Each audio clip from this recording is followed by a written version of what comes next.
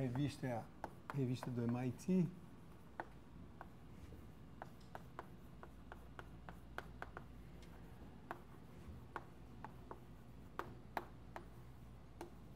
E o ano é 83 desse artigo.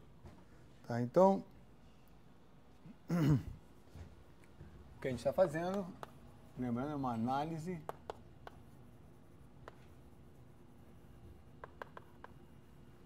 em múltiplas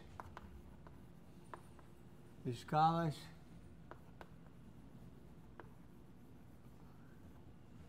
para ondas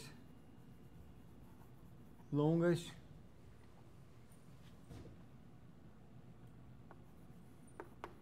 sobre topografia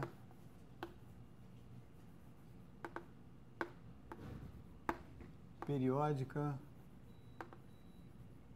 rápida. Tá? Então, isso significa que a nossa figura é assim. Eu chamo a atenção que a topografia é média zero, que a gente não vê. Não precisa ser um seno, mas enfim. Esse é o desenho.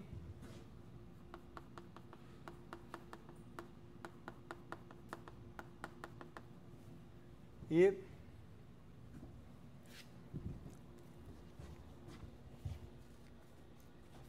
eu vou fazer a revisão completa, né? A gente tem um B.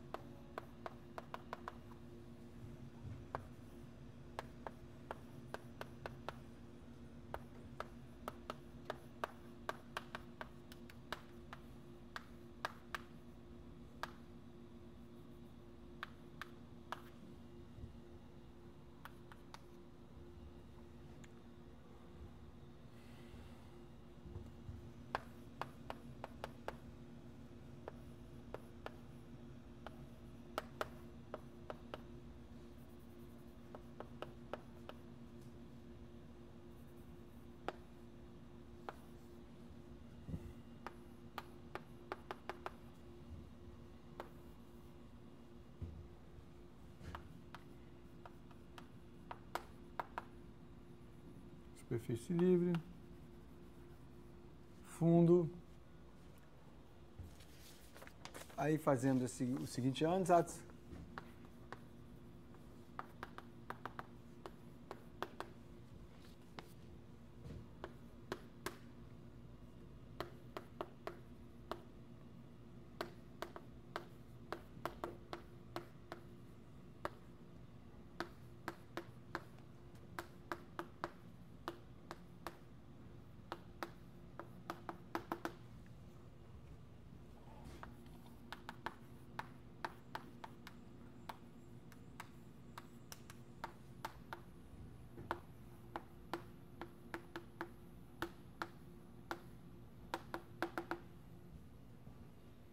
certo?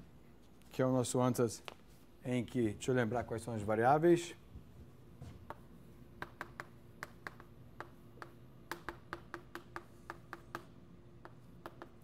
Vou botar aqui que a gente não sabe qual é C.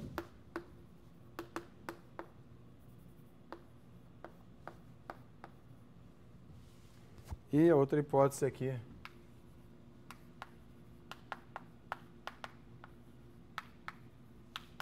Tá?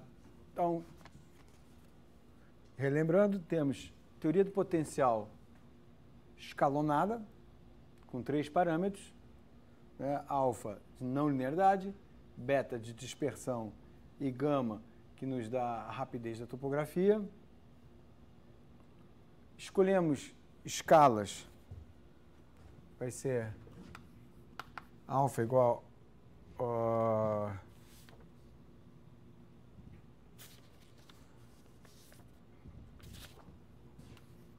ordem epsilon, beta igual a epsilon e gama igual a raiz de epsilon, mas escalas onde se captura alguma coisa, né? De novo, essas coisas são meio que... Por que escolher essas escalas?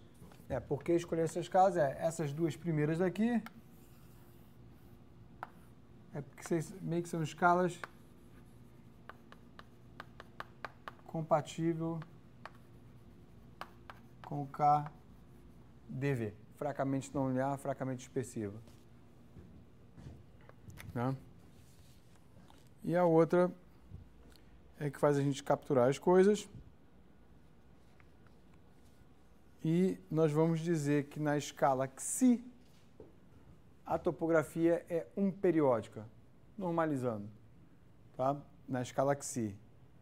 E a onda é longa, né? Ela é da ordem... Isso aqui é ordem 1, isso aqui é ordem epsilon, né? Que está variando na escala rápida, né? Ou raiz de epsilon. Então, essa é uma escala que dá a média certa, nem sempre depende do problema, que é olho por olho, dente por dente, mas você calibra as escalas de maneira que te dê uma coisa interessante, tá? Então, e que você consiga, enfim. Se eu não soubesse quais escalas, vou dizer para vocês, eu peguei, li esse paper, aprendi, as escalas já estavam dadas, não sei como é que Rosales e Papanicolaou exatamente chegaram nessas escalas, mas se eu não soubesse, então a dica para vocês, se está um pouco começando, não sabe muito qual é a escala, eu faria assim: alfa ordem epsilon, beta epsilon, ou até alfa epsilon, beta ordem epsilon, as duas estão na mesma escala, não precisa ser exatamente a mesma, uma pode ser epsilon, outra pode ser 2 epsilon, certo? É isso que o ordem epsilon está dizendo, está deixando meio solto, o que é bom, né? O menos que você puder amarrar é melhor, até porque você não sabe do começo da história o que vai se encaixar direitinho em termos de escalas. Tá? Então, se fosse eu começando, repito, eu diria, vamos dizer aqui, alfa ordem epsilon, beta epsilon e gama epsilon elevado a 1p. Deixa o p quietinho ali, que vai sair, para esse caso, sair 1 meio, e no final você vai ver qual é um p bom que meio que limpa os epsilons e que as escalas se encaixam, tá? Então essa é a maneira, se a gente não soubesse, não tinha dado de presente para a gente isso, vocês poderiam fazer, tá? E aí, por que não raiz cúbica de epsilon? Aí começa também, enfim, tá? Mas aí eu não me lembro, eu já fiz essas contas, todos os detalhes, há anos atrás, já não me lembro, se você botar o epsilon elevado a p, eu acho que até eu fiz isso, eu não me lembro mais o que sai. Mas aí você vai ver, p igual a 1 meio, as coisas se limpam naqueles problemas hierárquicos que vão sair. É ali que você vê o que você precisa limpar. Porque se você escolhe o p meio ou o p isso, tem um termo que pula para um problema auxiliar diferente. Na hora que você agrupa em potências de epsilon a expansão em série. Tá claro? Né? Então, se não souber, deixa um número ali que na hora que você fizer rodar a manivela, né, um pouco como se fosse quase uma salsicharia, que aí uma hora você não pensa muito. Se você não souber, deixa um número soltinho que na hora de rodar a salsicharia, depende de onde você escolhe o termo, ele influencia um problema da hierarquia ou começa a influenciar o outro. E muitas vezes ali você tem, vou começar com P igual a 1 meio. E aí funciona, senão você recalibra, tá? Então, nisso que eu falo brincando da salsicharia, obtemos, vou aproveitar esse espaço aqui,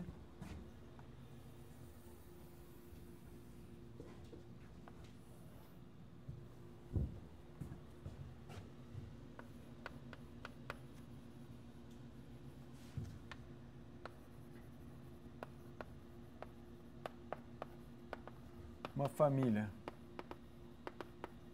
infinita de problemas, ordem epsilon j sobre 2. Potências de raiz de epsilon, onde eles têm a seguinte estrutura.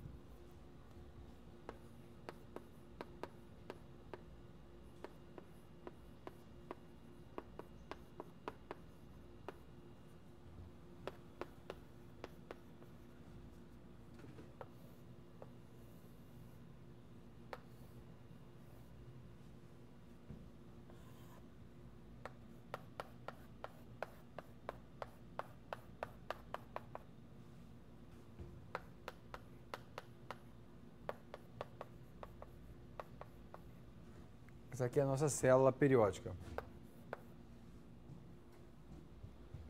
Tá? E aí, em algum momento, já vou deixar o desenho pronto.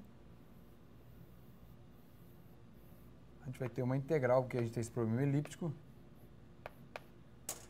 A gente vai ter essa integral de contorno e a gente já viu que já comentei que isso aqui vai continuar, né? A integral de contorno vai cancelar, porque é periódico, tá? Então tá, então a gente chegou nesse ponto, esses são nossa família de problemas, tá? E a ideia é que você faz assim, ó, J igual a zero, para tentar ver coisas relacionadas ao epsilon ordem 1, né? Depois J igual a 1, J igual a 2, e assim vai. E esses problemas aqui forçam, vou botar assim só como um esquema, vira um forçante no problema seguinte. Então, se você resolve esse primeiro daqui, ele, se vocês verem todos os detalhes, não vou mostrar poucos detalhes aqui, mas vou contar a história. Esse primeiro problema, se vocês verem, ele não vai depender da microescala. Não vai depender do xi. Então, ele é tal, então ele é bom porque ele pega o primeiro problema e ele vai forçar esse problema daqui. Quando chegar nesse problema daqui, esses termos aqui vão depender de φ0. Mas eu estou resolvendo o problema para φ1. Mas, ora, se eu já resolvi φ0 é conhecido, então esse lado direito aqui é conhecido. E é assim que vira essa família de problemas numa estrutura hierárquica, e é a forma como a gente transforma um problema não linear numa família de problemas lineares. E que você vai corrigindo a sua precisão conforme você precisa. Tá? Mas aqui eu vou mostrar para a gente, do que está no artigo, os pontos cruciais para entender. O resto é um pouco conta e algumas coisinhas mais, mas o essencial eu vou contar aqui na aula de hoje. Já comecei a contar na passada. E o que eu pulo são contas. Tá? Então, chegando nesse ponto aqui, a gente pode fazer a seguinte leitura do que está acontecendo. Vou botar só isso aqui. Em português, a leitura, que é: eu tenho um problema na microescala que está forçado por forçantes na microescala, na célula, na escala da célula, mais forçantes na macroescala. Tá? Então, posso até falar, não botei isso nas notas não, mas posso até botar agora. Ó. Isso aqui eu posso chamar micro e macro. Tá? Se eu tivesse uma outra escala, eu chamaria meso. Mas então, deixa eu começar até a chamar, em vez de macro, meso, que é a escala de referência. Macroescala e mesoescala, que é a escala da onda. E depois a gente precisa deixar a onda viajar, em princípio, por um tempo longo, que está um pouquinho aqui também o tempo longo, né? Então, talvez até... Vamos lá. Deixa eu corrigir mais uma vez. Talvez eu diria até assim, ó. Meso... E talvez o tempo a gente pode pensar que está na macroescala. Certo? Porque, olha só. Cadê? Aqui. Isso aqui é micro... Cadê? Ah, isso aqui é microescala. Escala rápida. Certo? Isso aqui é escala... Então, por que eu estou chamando de microescala? Outra maneira de falar isso aqui, já que a gente está vendo isso pela primeira vez, né, deixa eu elaborar ao máximo, degustar de várias maneiras que a gente pode. Esse aqui, ó, é escala rápida, por isso que eu estou chamando de microescala, né? Uma coisa varia rapidamente. Escala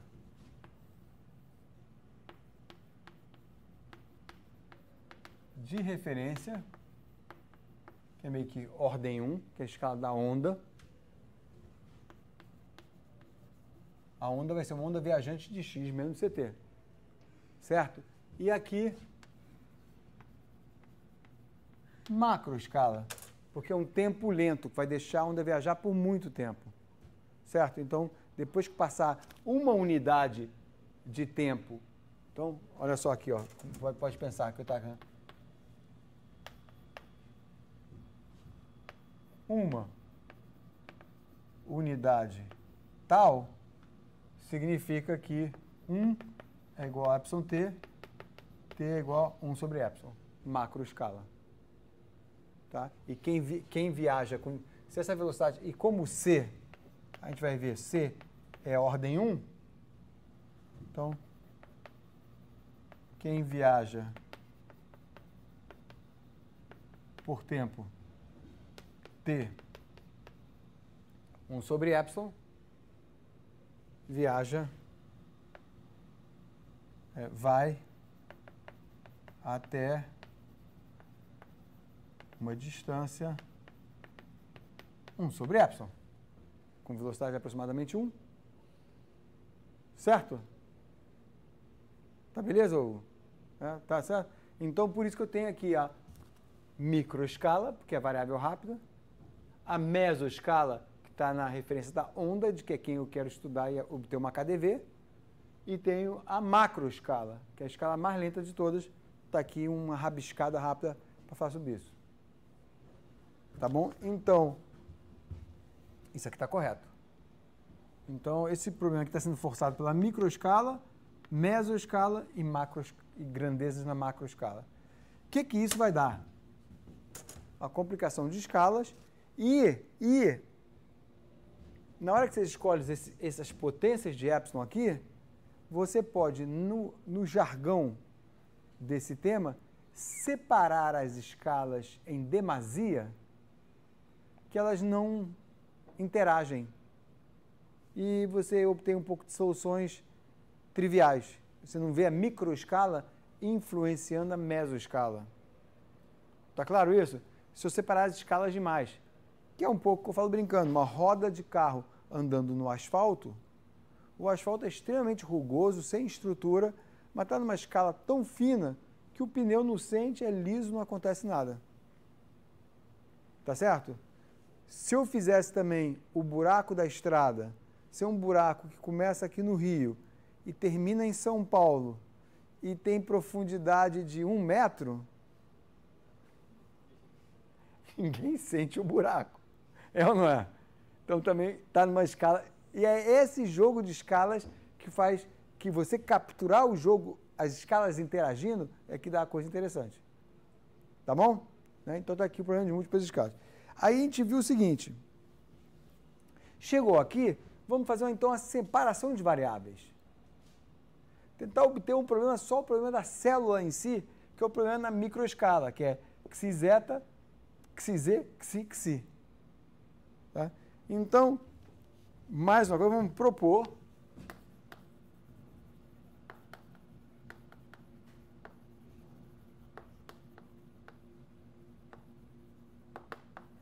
uma separação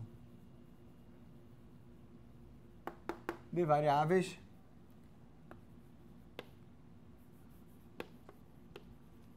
na forma f xi-z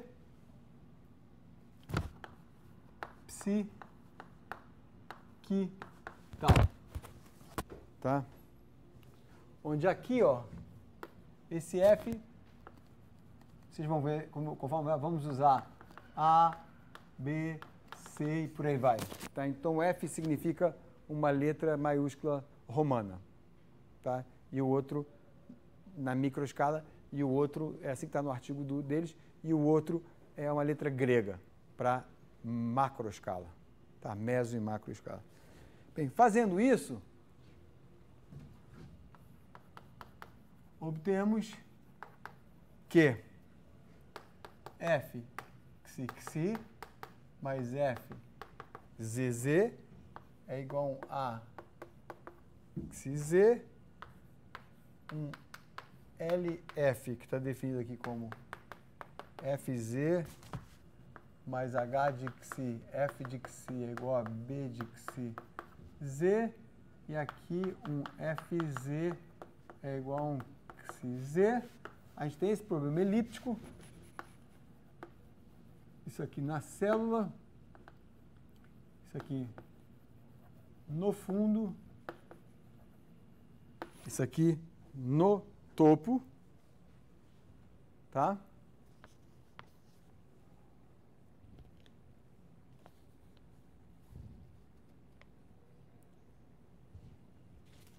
E esse aqui são, que a gente chama, eu chamo, não sei se eles chamam assim, nós chamamos problemas auxiliares que surgem para cada botar assim, cada nível de potencial Φj. Está um pouquinho solto, mas eu espero, sem ter que fazer muita conta, espero fazer isso ficar um pouquinho mais claro. Então, olha só, aqui, esse é cada nível de potencial que eu estou falando, no Φj. Eu tenho esse cara daqui, e aí eu digo, olha, eu vou dizer que a solução tem essa forma de separação de variáveis.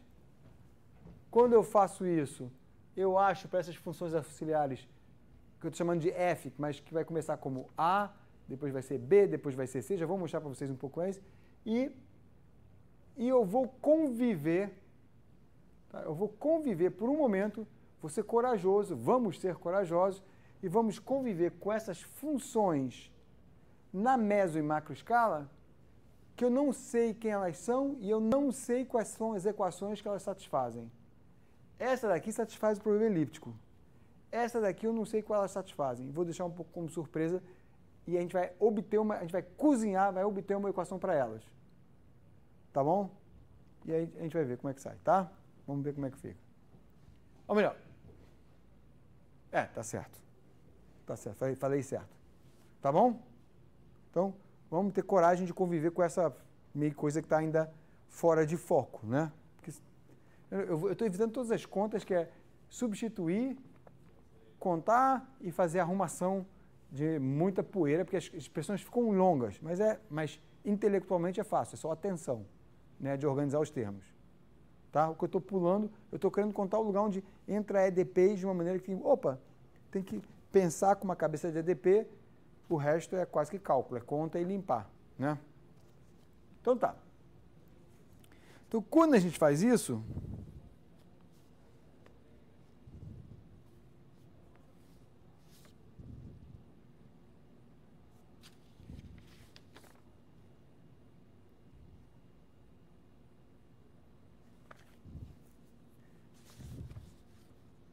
então, eu anotei aqui um exemplo. Deixa eu ver o que eu faço, que eu anotei a mais, deixa eu ver qual a ordem para mostrar para vocês.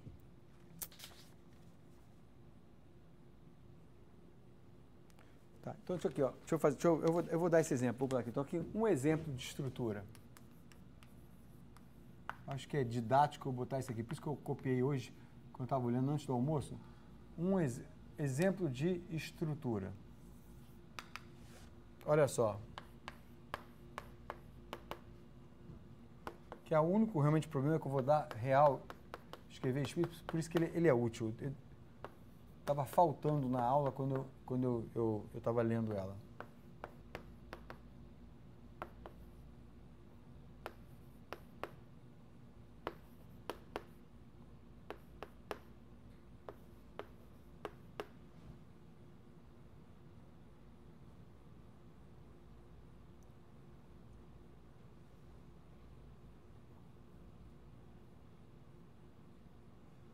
Esse aqui eu copiei do artigo deles, eu acho que eu copiei errado. Isso aqui deveria ser XI, né?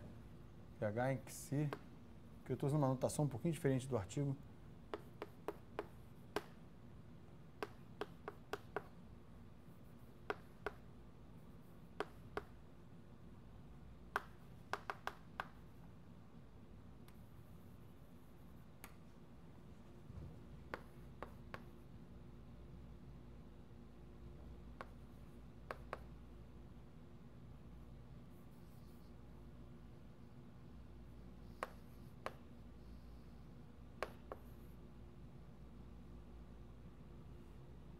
Tô com as... Baguncei um pouquinho a anotação. Copiar rápido.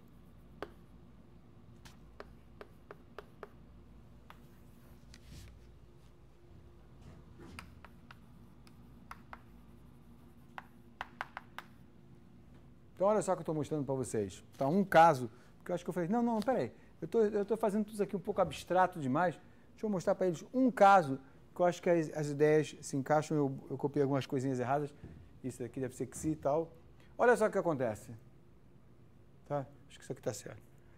Esse aqui é o problema, esse aqui é esse problema daqui em específico para o j igual a 2. Eu peguei o j igual a 2, por quê? Porque o j igual a 0 é muito simples, aí não dá para contar a história para vocês.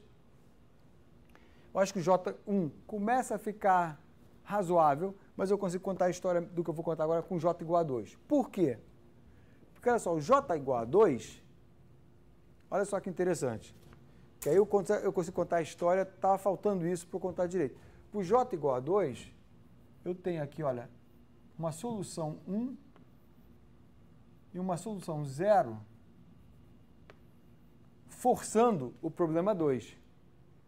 Então, ok, se eu souber resolver o problema 0 e o problema 1, eu resolvo, esse aqui é um problema linear elíptico para o problema 2, tá? O que a gente vai conviver ainda é que eu estou fingindo que eu resolvi o problema anterior, mas eu ainda não tenho a expressão nem para o φ0 nem para o φ1. Mas ele está aí, ele em princípio pode ser conhecido, tá? Aí a gente faz o seguinte. A solução, o ansatz, para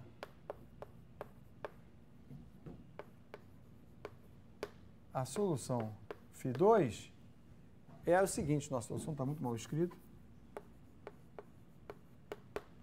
O ansatz para a solução φ2 é assim. Eu vou escrever e vamos ver se vocês conseguem adivinhar o que eu estou fazendo.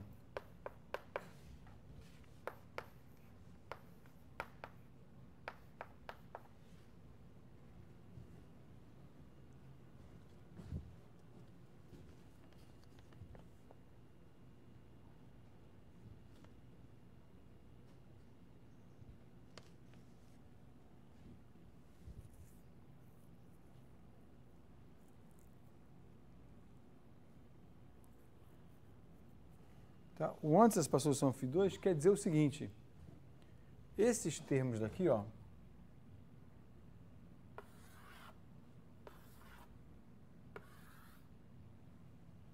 eu tenho esse termo daqui,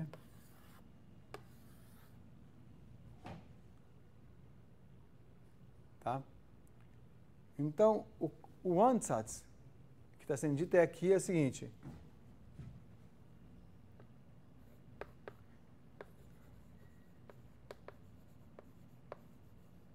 mesomacro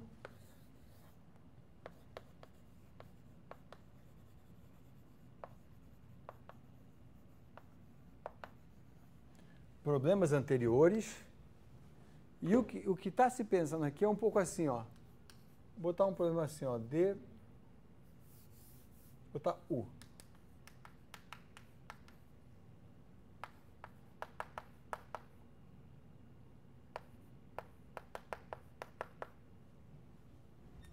Vê se vocês conseguem adivinhar, te dar um gole d'água e ver se, estilo aula do professor japonês, com a notação eu consigo fazer vocês adivinharem o que eu estou pensando, sem eu explicar nada. Vou explicar no minuto, é claro, mas como um exercício para a gente.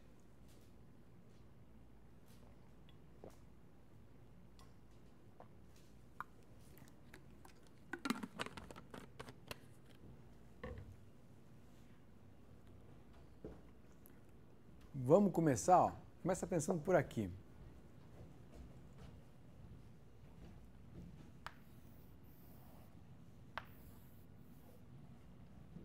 Tá? Olha só, começa pensando por aqui, esquece F3 e F4. Imagina que é 0 aqui. Tá bom? Eu tenho aqui esse problema de Poisson. Tá? Com dados de Neumann igual a 0 nas fronteiras. Como o problema é linear, eu posso primeiro resolver isso e depois resolver isso e somar a solução. Certo? Por caso igual a 0. Depois eu posso pegar uma função harmônica e que satisfaz esse Neumann forçado aqui, não homogêneo, e somar a solução. e ter o 1, o 2, o 3 e o 4. Concordam? Porque se o U for harmônico para o 3 e para o 4, não suja isso aqui. Se esse aqui não tem isso aqui, não suja os outros, certo? Então, nesse espírito, é feito isso aqui, ó. Então, aqui, nesse espírito, está dizendo, eu quero resolver esse problema daqui com micro e macro e mesoescala misturado, e eu estou falando o seguinte, olha, eu estou dizendo que, como esses caras daqui são meso e macro escala, então é aí que começa a aparecer o A, o B, e o A, na verdade, apareceu do problema anterior, tá? Porque o φ1 veio do problema anterior, o φ0 e tal. Então, o que isso aqui está dizendo é o seguinte, olha, o ansatz para a solução do φ2 vai ser uma superposição de uma solução para um problema, a parte harmônica, quer dizer, para a parte, como é que se diz?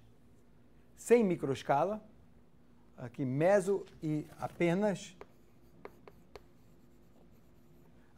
meso e micro, ou seja, sem a meso e macro, sem a microescala. Essa daqui tem o efeito do problema 1 e algum efeito da microescala, porque lembra que A, eu devia ter escrito isso, e B são essas funções que, na verdade, são essas aqui, ó. Né? É o F com nomes A gente começa dando para o F letras romanas, né? A, B, C, depois vai virar E, D, E, F, se for precisando, a gente vai chegar tão longe. E aí, falta ainda, e assim a gente vai cozinhando, aí falta ainda descobrir o seguinte, para cada problema desse aqui, e é assim que vai sair a KDV, eu acho isso bacana, bonito. Para cada nível de problema desse aqui, tipo problema 2, problema 3, problema 4, esse problema daqui tem solução se acontecer o quê? Eu tenho que satisfazer uma condição de compatibilidade. Até para esses ansatz aqui estarem corretos, fazendo sentido, o ansatz vai estar correto se satisfazer a condição de compatibilidade e depois eu precisaria achar essas soluções, certo? Mas qual é a condição de compatibilidade? Para esse problema, com problema com essa cara aqui, que é aquele ali, é que a integral no interior disso aqui tem que ser igual ao fluxo na fronteira desse, mas não precisa dos dois lados. Então, na verdade, eu vou até aproveitar essa caixinha aqui da célula. Ó, se eu fingisse que a célula é algo assim,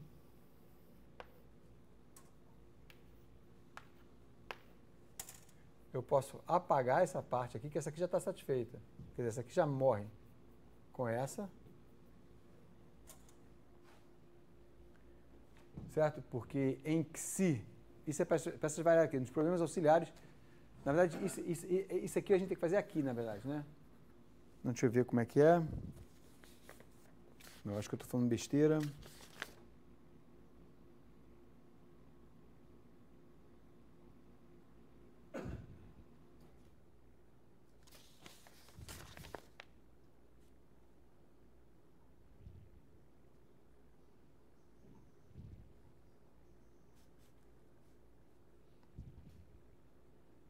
Não, é por aí mesmo. Você tem que fazer a média desses caras,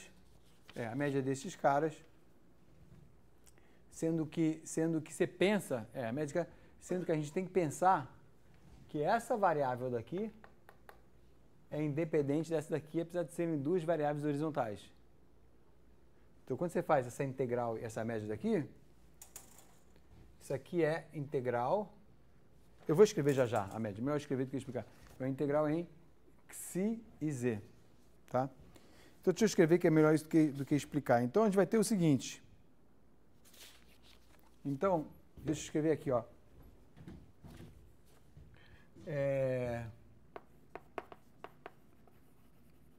Estudando a hierarquia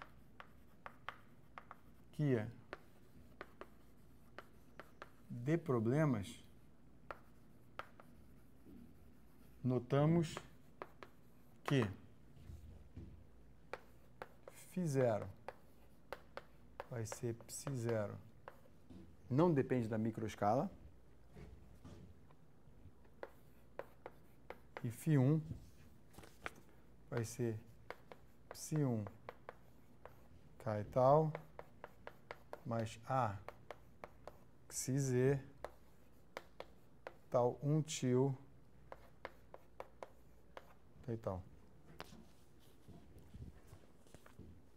Tá? Então, no nível 1 eu tenho esse cara, no nível 0, perdão, no nível 1 eu tenho essas duas funções, essa que multiplica essa, e você vai substituindo, no nível 2 vai aparecer essa e por aí vai. Tem que fazer as contas e ver isso em detalhe. No artigo também não tem todos os detalhes, a gente tem que fazer as contas por conta própria. Tá? E aí, para os problemas elípticos, então, vou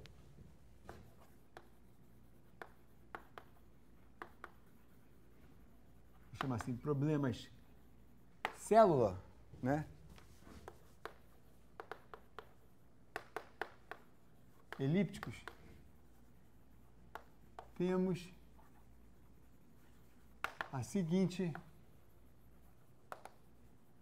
condição, e isso é muito importante, compatibilidade. E a condição de compatibilidade é a seguinte: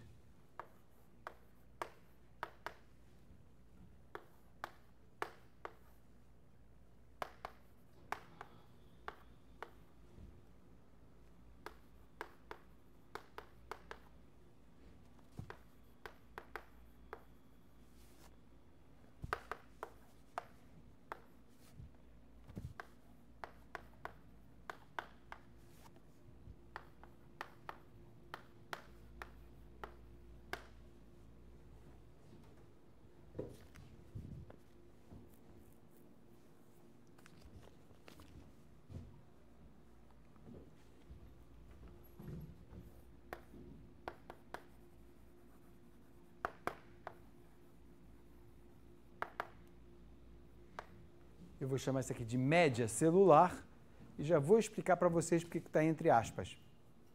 Tá? Então, primeira coisa, vocês conseguem ver o que é essa integral aqui? Vou escrever, fazer o desenho aqui de novo da célula. Aqui, essa parte mata com essa aqui, porque a função A, C e B, A, B, C são periódicas em si. Tá? Então, aqui eu estou sem perda de generalidade, dizendo que isso aqui vai de 0 a 1. Então, xi vai de 0 a 1 e z vai, isso aqui é z igual a 0 e aqui é z igual a menos h de xi. Então, está ali a média, né? Então, é aquela fórmula que a gente já viu para a compatibilidade do problema de Poisson com condições de Dirichlet-Neumann. Isso aqui é integral do termo de Poisson dentro. Isso aqui nos dá o fluxo, porque é a derivada normal, certo? Mas então o C é o fluxo aqui, o outro é ali. O sinal de menos é porque um é na direção Z, outro na direção menos Z, certo? E isso aqui eu estou chamando de média celular, entre aspas. Eu vou abusar um pouquinho da terminologia e vou chamar de média celular, entre aspas, porque a média celular mesmo, que é a média mesmo, a média mesmo seria isso aqui, né? Seria A sobre média de 1. Faz sentido? Hein? Porque média de 1 é a área desse cara, é isso que é média, certo? Mas vamos chamar, mas tudo bem chamar o A de média celular só para facilitar aqui a comunicação, tá certo? Apesar que a média de 1 não é 1, porque vai depender da tamanho da montanha, mil coisas aqui. Tá bom? Então tá. Então agora alguns fatos, resultados, que tem que fazer muita conta, alguma conta, mas que não é nada também muito de outro mundo. O que eu acho de outro mundo muito legal é o resultado que eu vou contar agora, mas que sai de conta. Então, um resultado, deixa eu botar isso aqui, que eu tenho, média, para poder ganhar espaço. Média é, na verdade, A dividido por 1. Tá? Então, agora é o seguinte. Da condição, esse resultado eu já acho muito legal. Muito legal, na minha opinião. E eu verifico no computador, tá lá, com vários alunos a gente verifica isso como inclusive um teste para programas numéricos. Juan Carlos verificou isso, Davi agora verificou isso com o código dele, que é o seguinte resultado. Da condição de compatibilidade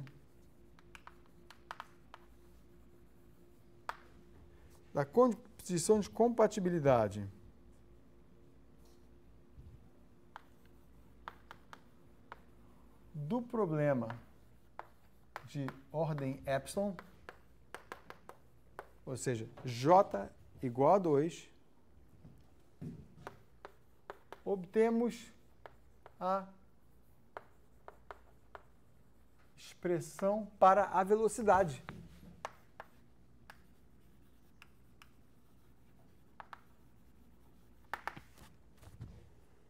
Ou seja, C2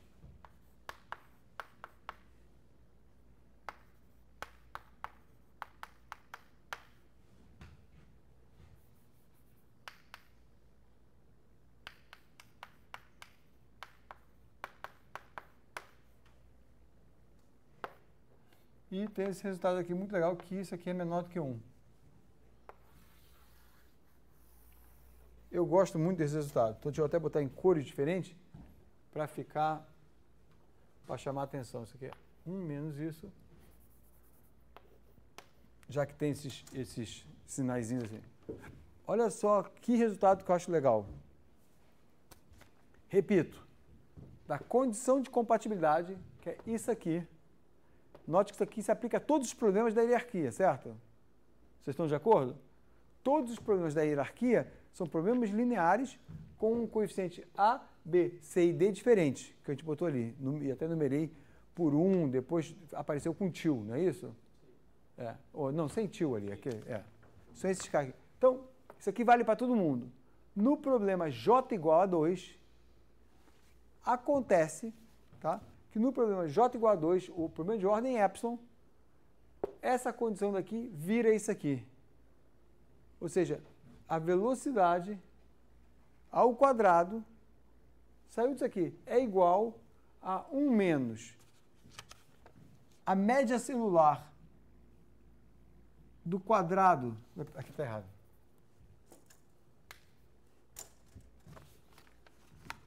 do quadrado, digamos assim, do gradiente do A no interior, da média do A no interior, tá? E, obviamente, pela expressão, se isso aqui é um cara positivo, obviamente, isso aqui é menor do que 1.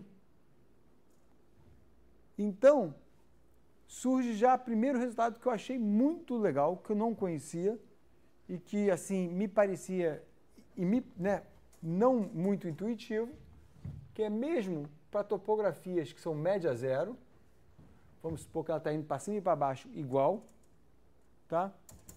A topografia é média zero, mas uma topografia rápida, periódica, faz a onda andar mais devagar.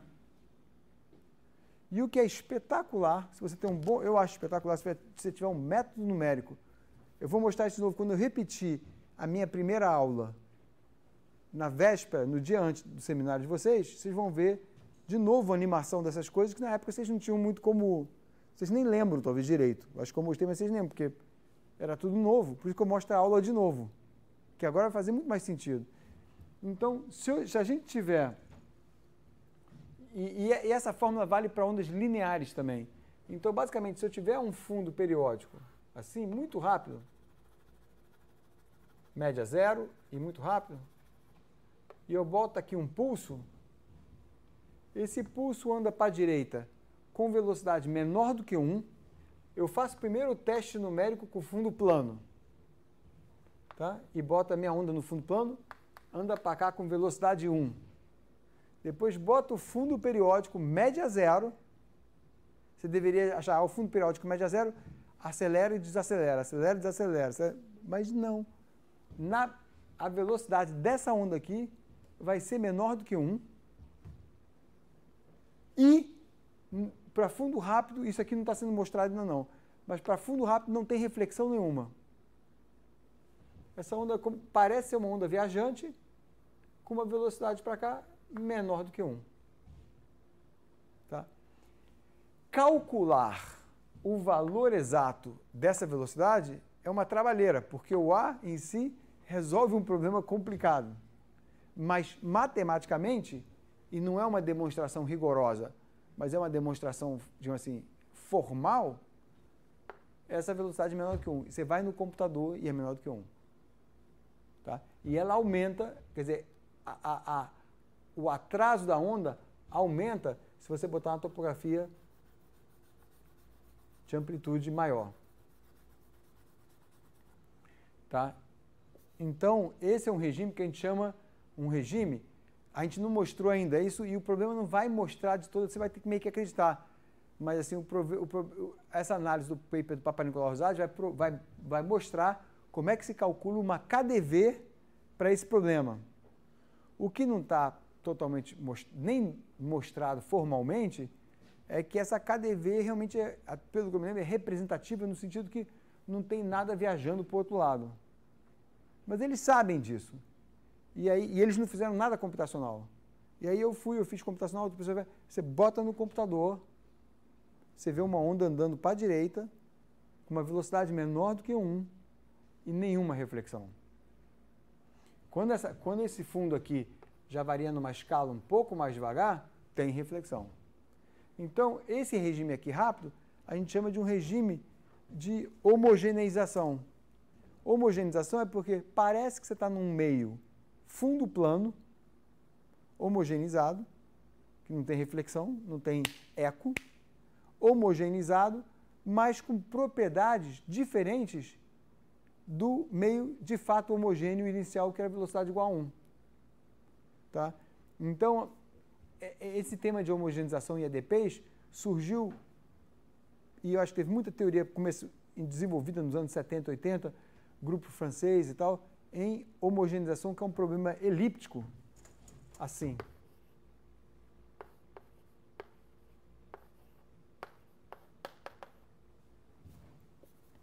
Onde esse A é um coeficiente de condutividade rápida e esse U aqui por exemplo, uma condutividade. Está no problema estacionário. E o problema 2D de original era assim, ó.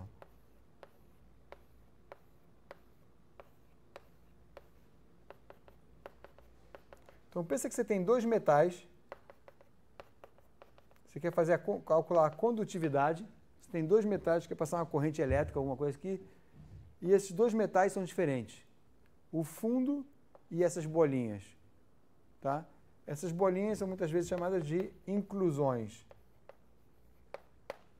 Então, pensa que você tem um metal mais nobre, mais condutivo, que é isso aqui, logo é mais caro, e você quer colocar ele dentro de uma placa de outro metal, de maneira a mudar a condutividade, e a condutividade vai ter uma condutividade média, nesse caso. Que no limite que as coisas vão para, que a mistura é boa, é você pensar assim, ó.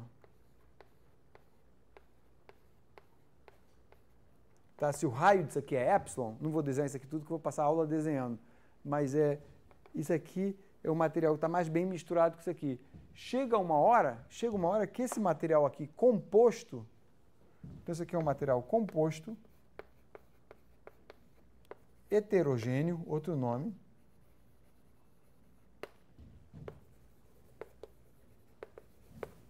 esse material composto heterogêneo, no limite que epsilon vai para zero, onde epsilon é o raio, isso aqui. Mas é claro, quando o epsilon vai para zero, o número de inclusões aumenta. Certo? Então você tem meio que uma mistura melhor.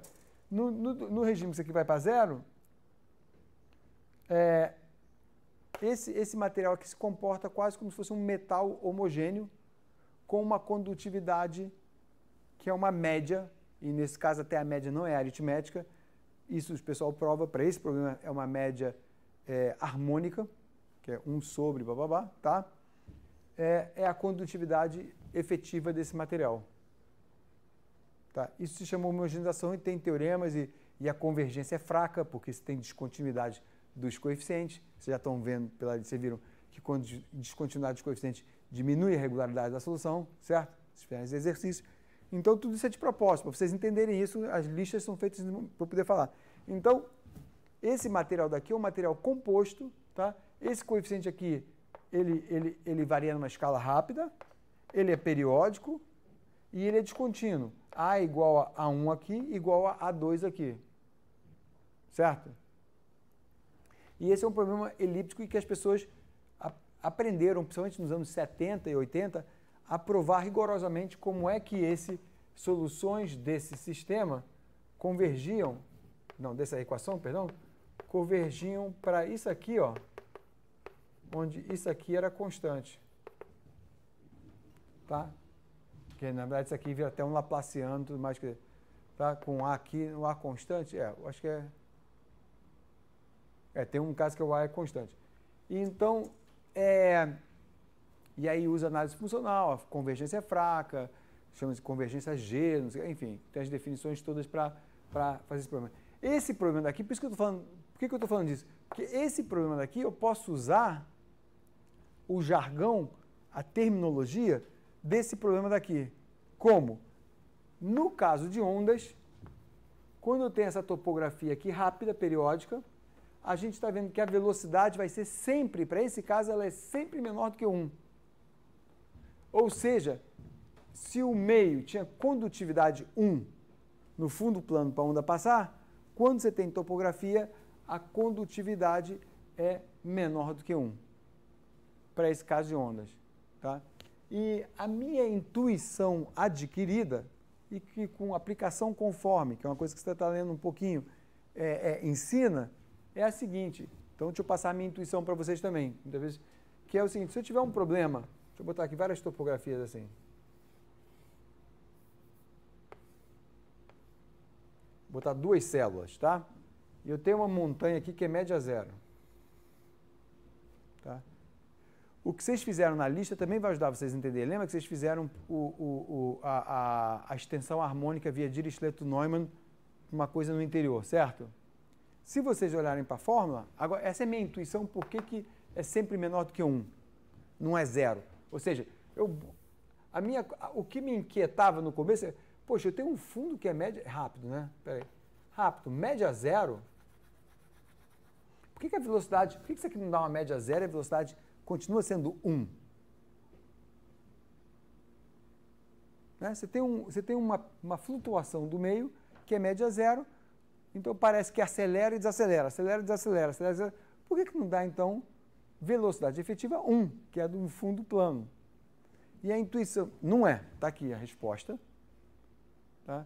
Mas a intuição é a seguinte: quando vocês fazem a extensão harmônica de um dado aqui para o fundo, vocês viram que a solução na vertical do problema é um E elevado a IKY, E elevado, mais ou menos IKY, que também pode escrever como uma cossente, um cosseno hiperbólico ou um seno hiperbólico, certo?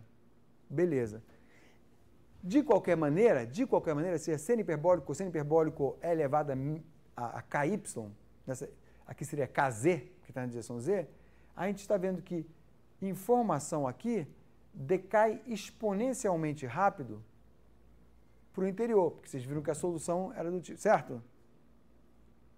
Logo, aqui em cima, o vale e a crista da topografia são sentidos não iguais. Esse aqui está, de certa maneira, exponencialmente mais próximo daqui do que esse. Mesmo que essa distância não seja muito grande, então a crista da onda é sempre sentida mais do que a crista do fundo, o topo do fundo é sempre sentido mais fortemente do que o vale do fundo. Concordam ou não? E vocês veem isso pela extensão harmônica que vocês tiveram no Dirichlet-Neumann. Logo, no raso, como no topo da montanha, é mais raso, logo a velocidade da onda é menor. No fundo, a velocidade é maior, mas a onda não sente tanto. Logo, por isso que ela anda mais devagar. É como se fosse uma média ponderada, digamos assim, ao longo da profundidade, e por isso a onda sente mais o topo da montanha do que o vale, e o topo da montanha faz com que ela ande mais devagar. Uma intuição, como intuição é uma coisa solta, certo? Mas essa fórmula aqui me surpreendeu quando eu vi ela pela primeira vez, e é lindo botar no computador, e eu vou mostrar para vocês, e claro, funciona. Não não trivial, acho que vocês concordam que é não trivial, não é um teorema, porque não é feito de forma rigorosa, mas é feito de uma forma não trivial com a cabeça de matemáticos, e o resultado está lá, vale, você faz no computador e vê direitinho. Diga, Hugo. Então, se ela sente as cristas e vales no fundo com a mesma intensidade, pela média C0, não teríamos variação da velocidade. Se ela sentisse, mais ou menos, não vamos, quer dizer, para esse programa de ondas, essa é a, como é que se diz? É a minha intuição. O que eu estou pensando aqui, não sei se você está pensando, mas eu quero, não universaliza essa intuição. Essa é aqui onde eu tenho esse programa harmônico aqui dentro. Porque nas coisas que, por exemplo, você está lendo, e se você pegar uma referência que começa com um problema hiperbólico, que sugere até os invariantes de Riemann, que vão para a direita e para a esquerda e tal, e você fizer o que não está nesses artigos, mas fizer a homogenização, tá? Não deve pensar como média aritmética. Eles mostram que sempre tem que se pensar como uma média harmônica. Tá? E tem uma coisa nos artigos, que eu acho que eu já falei aqui, que é, se você tem a velocidade,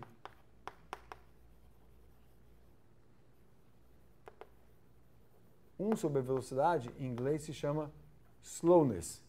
E é esse objeto que você tem que tirar a média. Tá? Então, se a velocidade flutua em torno de zero, esse cara daqui já é diferente, não é média zero. Se esse cara aqui for média zero, esse cara aqui não é média zero. Certo? Então, a maneira como uma onda homogeniza um meio que flutua de forma periódica ou até aleatória, como esse pessoal estudou, e eu estudei também um pouco, a média não é feita de uma forma trivial. Tá? Essa intuição de crista e tal, eu estou dando aqui para esse problema, mas é porque tem essa parte harmônica e tal. Se você tiver a equação da onda, já é diferente. Mas eu diria que o cuidado tem que ser tomado, porque a maioria desses problemas, o objeto que você faz a média não é a velocidade, não é a condutividade, é 1 sobre, e é por isso que é a média harmônica. Né? Que você faz a média de 1 sobre e depois tira 1 sobre no final, né? O recíproco, né? O recíproco, tá? É por aí que você estava perguntando ou não? Quer dizer, eu não sei se eu respondi a tua inquietação ou não.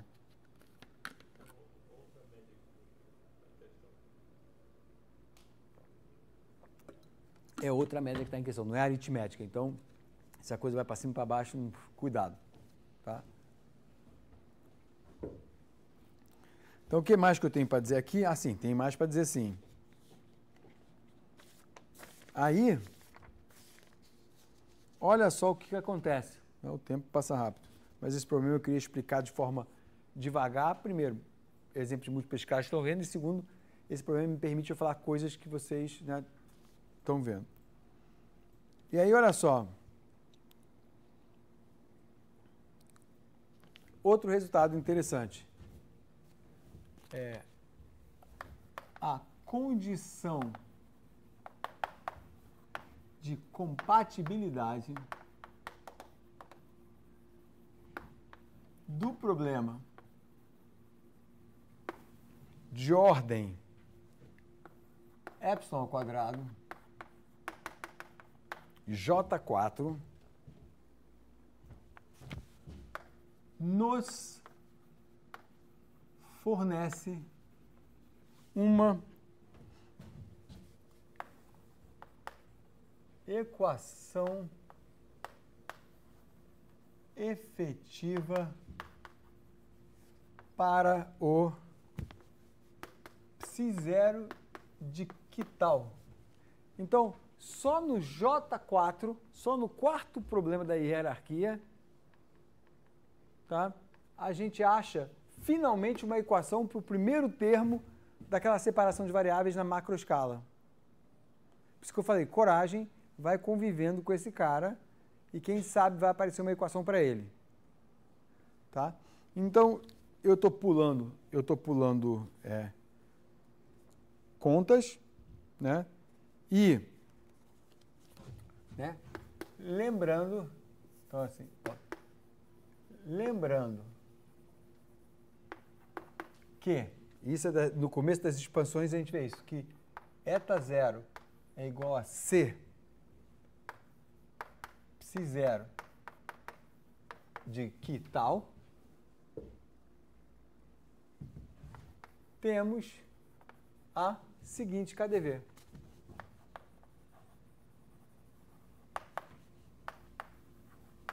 Que eu vou chamar de KdV efetiva.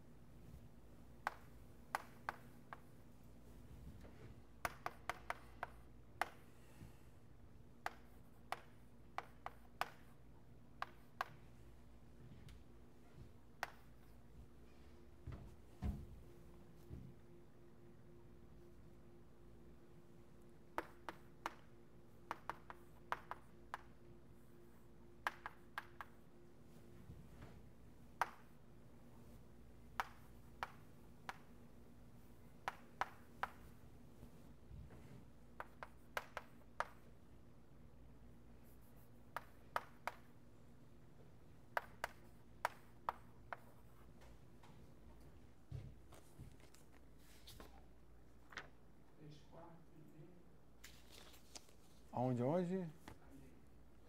Aqui? De alfa 0. Tá? E alfa... Ah, tá, daí tá. Alfa 0. E esse alfa 0 é simplesmente porque o beta era epsilon e o alfa era ordem epsilon. Então esse alfa 0, se não me falha a memória, é a constante que multiplica o epsilon. Tá claro? Tá?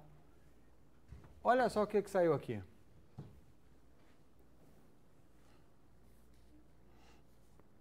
Vamos discutir o que saiu aqui. Vamos ver. Deixa eu fingir. Já dá um minuto para vocês beber mais um pouquinho de água. O que vocês entendem se eu explicar nada da história que deu aquele último quadro negro ali?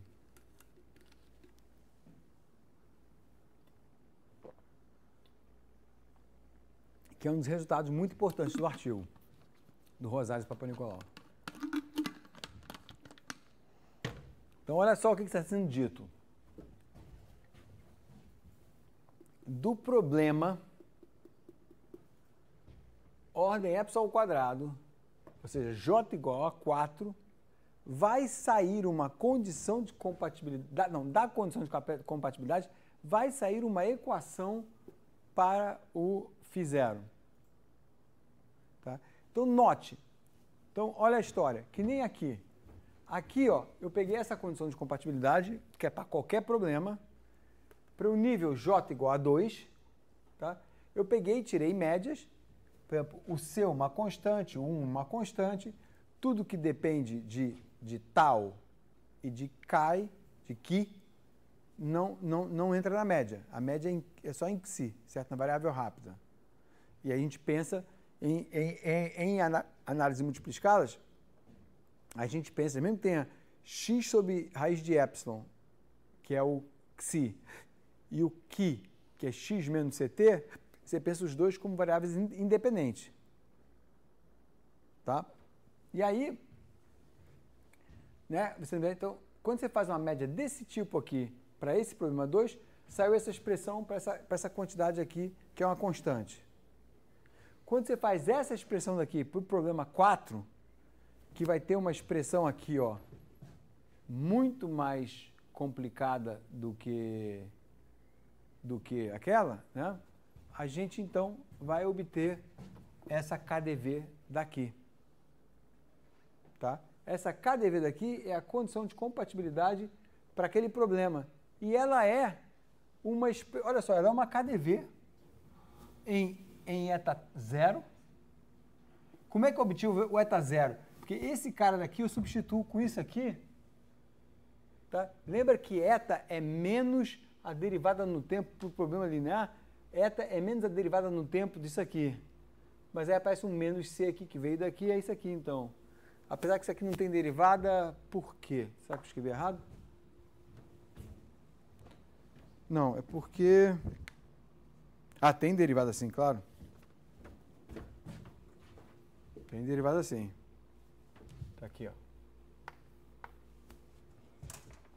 Certo? Tá? E aí, então, quem tem uma condição de compatibilidade para psi 0, tem uma condição de compatibilidade para o eta 0. Substituir aqui, sai essa KdV, onde, olha só que legal, eu acho esse resultado muito legal. Eu acho o resultado da velocidade muito, muito legal e não intuitivo. Você vai no computador e funciona. E aqui esse resultado diz o seguinte, eu tenho uma KdV efetiva. Efetiva por quê? Porque os coeficientes dela são constantes.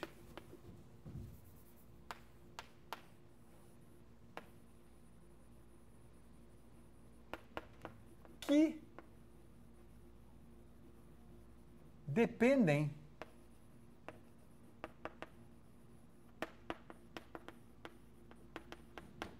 são constantes que dependem da microescala. Como? Está aqui, ó. Médias da microescala na superfície, o S na superfície, tá? Então é isso aqui. Aqui é S e aqui é fundo. Médias da microescala no fundo, tá certo? Que seria só a segunda parte daquela integral ali, certo? E aqui também, médias, aqui é F, é fundo, estava em inglês bottom, e aqui superfície. E olha só, os problemas, para eu saber essa KdV, eu tenho que resolver, quer dizer, matematicamente é muito interessante, mas calcular um número aqui é uma trabalheira, porque eu tenho que resolver, olha, quantos problemas auxiliares? 1, 2, 3, esse C aqui, eu acho que não é esse C, é de... E esse aqui, D. Então, formalmente é lindo, mas se quiser extrair um número, tem que trabalhar muito. Mas é interessante que diz, olha, é possível deduzir uma KdV aonde? Agora, eu vou falar o que eu acabei de falar agora, mas com uma terminologia um pouco mais física, da aplicação. Isso aqui seria da matemática, né? Esse coeficiente são médias. E por quê? Porque isso tem condição de compatibilidade na célula para o problema J4. Do ponto de vista da aplicação, esse meio periódico fez com que eu tivesse uma não linearidade efetiva que depende de médias na superfície e médias no fundo. Depende da topografia. Olha só, a não linearidade vai depender da topografia. Por diversas razões, mas aqui está aparecendo explicitamente. E a dispersão efetiva vai mesma coisa. Então eu posso dizer que isso aqui, ó, é uma não linearidade efetiva e o B é uma dispersão efetiva. Ou seja, não é a dispersão original. O meio periódico, e tem várias instâncias, vários problemas onde isso vê, o meio periódico muda a dispersão efetiva do meio de propagação. Pode aumentar ou pode diminuir. A mesma coisa com a não linearidade. O meio pode, através dessa mistura, vocês agora já entendem o que quer dizer mistura, certo? Das inclusões periódicas, pode mudar a não linearidade do problema e a dispersão. Eu tenho um artigo, que de vez em quando eu dou até como para leitura, não dei para vocês, mas no curso que eu dei nos Estados Unidos eu dei, e alguns alunos fizeram, em que eu tenho, que é de um autor, inclusive, que é um excelente pesquisador em leis de conservação do ponto de vista numérico, que é o Lévesque, né, você já ouviu falar no Lévesque. O Lévesque, e o paper do Lévesque com um colaborador é o seguinte, eles pegam uma lei de conservação não linear para um problema de mecânica, de elasticidade, e colocam essa lei de conservação num material de elasticidade periódica, então é como se eu colasse várias camadinhas, só que o problema é unidimensional, tá? Então, como se eu tivesse um fio elástico, né? um tubinho elástico, em que, ora é o material A e material B. Então, é um sanduíche infinito de material B, A, B, A, B, A, B, A, B, com elasticidade diferente. Propriedades mecânicas de elasticidade diferentes, tá bom? Variando numa escala rápida. Então, esse tubo, né? E que é A, B, A, B, A, B. Então, acho que dá para vocês entenderem, né? Uma coisa assim. A, B, A, B, tá? E aí manda uma onda elástica longa, tá? Então, o que é uma onda elástica? É um pouco como se fosse uma onda, nesse caso, de compressão numa mola, como se fosse um pouco a onda acústica, de certa maneira. Então, uma onda de tensão que, né, vai viajando assim. E apesar de a equação que ele usa para isso aqui ser uma equação de lei de conservação, que deveria formar um choque, o fato do meio ser periódico e gerar uma dispersão efetiva, mesmo sem ter um coeficiente de dispersão, ele consegue ver uma onda solitária. Porque a não linearidade do modelo, se tudo for muito bem calibrado, é compensada pela dispersão aparente, efetiva, do meio de propagação. No problema que está na mão do Hugo, uma coisa que pode ser falada é justamente que tem um caso em que quando você tem um meio em que essa variação, esse sanduíche é aleatório,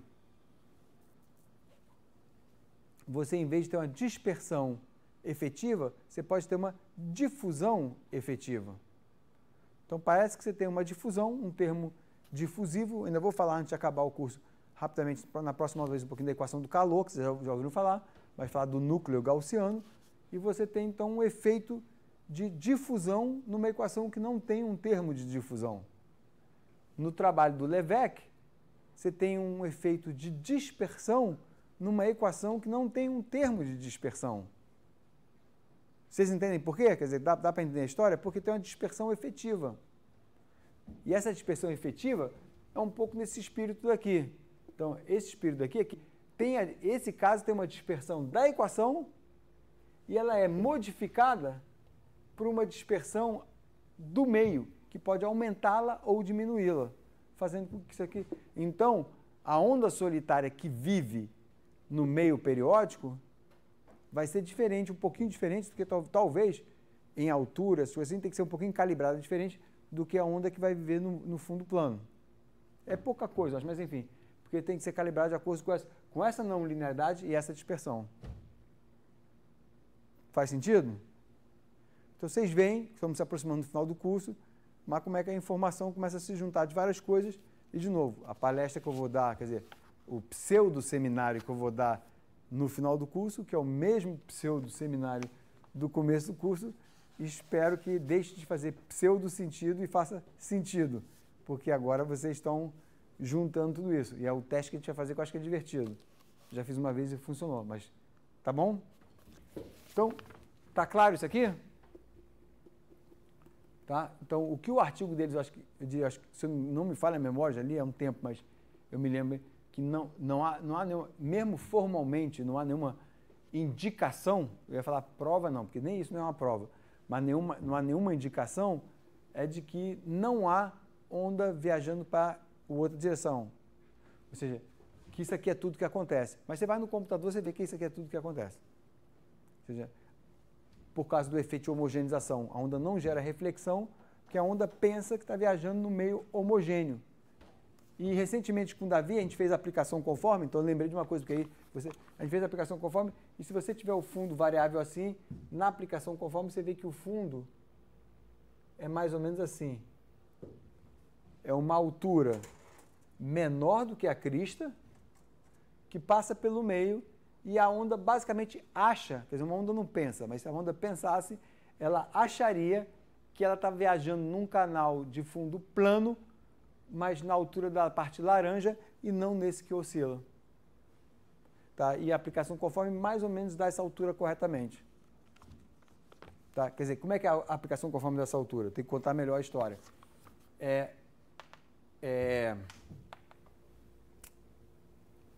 Né? Na aplicação conforme, deixa eu fazer aqui, então, eu acabo a aula, mas até fazer um pouquinho, porque ajuda também o José.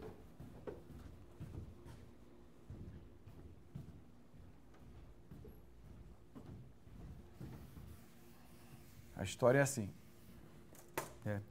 Eu já esperava chegar nesse momento que eu ia dar dicas, né? Que é o seguinte, na aplicação conforme, se eu tiver um fundo periódico, eu tenho isso aqui,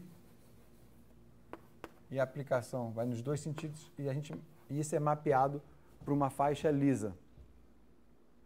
Tá? É mapeado para uma faixa lisa. E aí, aqui na superfície livre, você pode avaliar o jacobiano dessa transformação, né?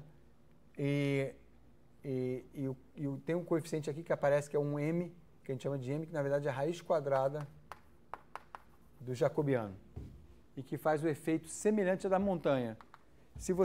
Então esse m daqui, na verdade, m é igual a 1 mais um mzinho de xi.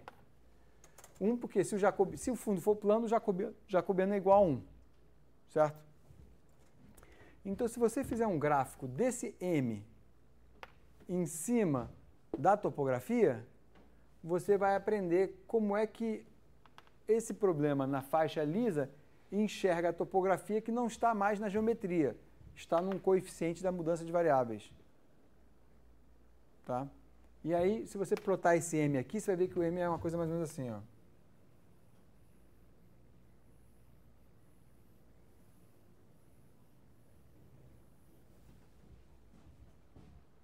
E é outra confirmação de que o jacobiano aqui em cima vê melhor o topo da montanha do que o vale. É outra maneira de ver. Tá? E por que eu estava falando sobre isso?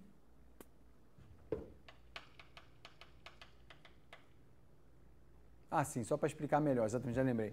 E aí, quando as montanhas ficam numa escala bem fina, que é assim, ó, quando as montanhas ficam numa escala mais fina, o jacobiano lá em cima, esse tempo, ele vai ficar assim. É isso que eu queria dizer. Então, ele te indica que aqui nesse domínio, que a gente chama de domínio canônico, o jacobiano aqui em cima, o coeficiente dele é uma coisa mais ou menos assim. Então, a superfície livre vê o fundo achando que o fundo é efetivamente plano, mas com uma profundidade menor do que a original.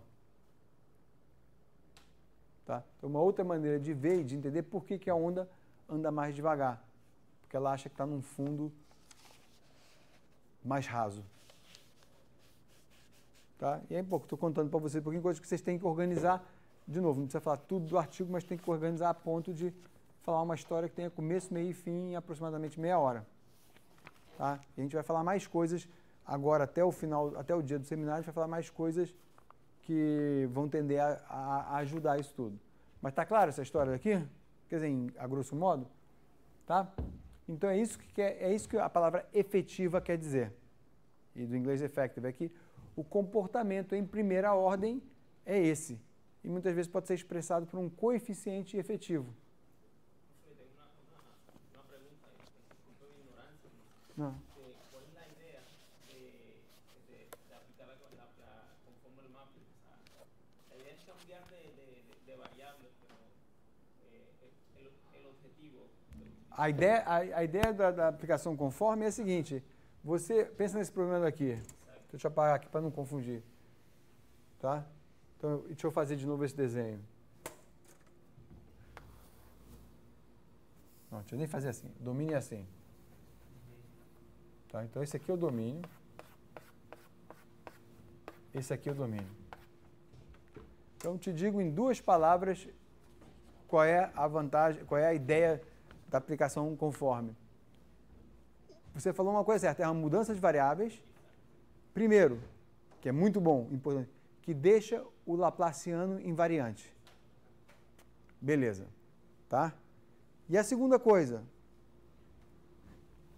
vocês fizeram, e é de propósito que eu dei, vocês fizeram o exercício na segunda lista sobre o Dirichlet-Neumann. Ou vocês também aprenderam comigo na aula, que é o que precisa para o artigo não usa Dirichlet-Neumann, que é como é que se faz a expansão em série de potências aqui.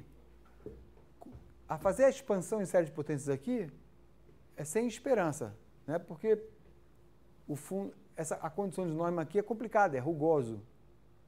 Fazer o Dirichlet-Neumann aqui é sem esperança também, tá? Porque você não sabe como trazer o teu cosseno hiperbólico ou o teu seno hiperbólico para matar a condição de Neumann nessa fronteira complicada.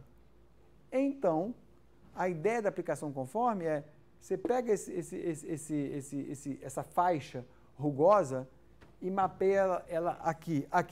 Aqui o sistema de coordenadas dela é assim, e aqui vai passar a ser assim porque ele é ortogonal. Certo? Isso é uma coisa. A outra, aqui eu sei fazer a série de potências. Está no livro do Witham, eu fiz na aula. Aqui eu sei fazer o Dirichlet-Neumann, que não está na leitura que você está fazendo. Então eu faço tudo aqui, e se eu quiser ou não, eu volto para lá ou resolvo as equações aqui. Então essa é a ideia. E o Laplaciano é invariante. Então, aquelas séries de potência que eu faço para fundo plano, ou melhor, quando eu venho daqui para cá, o Laplaciano não muda. Logo, então, eu uso a mesma série de potências que eu fiz para fundo plano aqui, e é esse que é o jogo. Então, é uma mudança de variáveis, tá? E geometricamente, é como se eu pegasse isso aqui, ó, e pá, esticasse e fica assim. Então, muda um pouco as escalas. Essa é a vantagem. E aí, tem que entender as contas e tudo mais, de deduzir os sistemas, modelos reduzidos, que tem infinitas maneiras de fazer. Via série de potências, via Dirichlet-Neumann. Naquele artigo está só em série de potências. Que era o comecinho da ideia do uso de aplicação conforme para poder, né, deduzir sistemas reduzidos. Tá bom? Então, até, poxa, achei que ia acabar um pouquinho mais cedo, mas não, mas vai conversando, acabamos numa hora boa.